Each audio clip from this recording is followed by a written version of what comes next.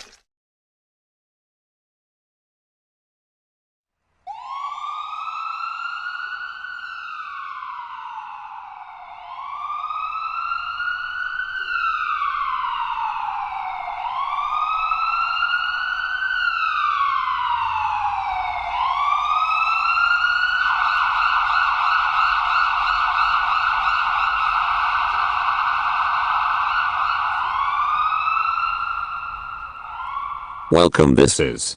Oh my god, chaplain is blood. Don't worry, we get you to the hospital in 10 minutes. Come on, let's move chaplain to the hospital car.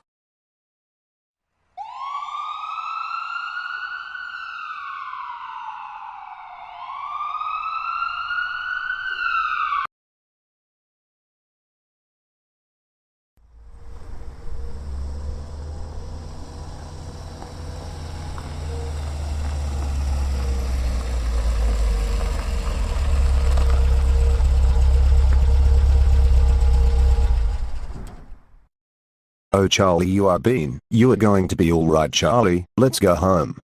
But what about Chaplin? Oh Charlie, she alright now.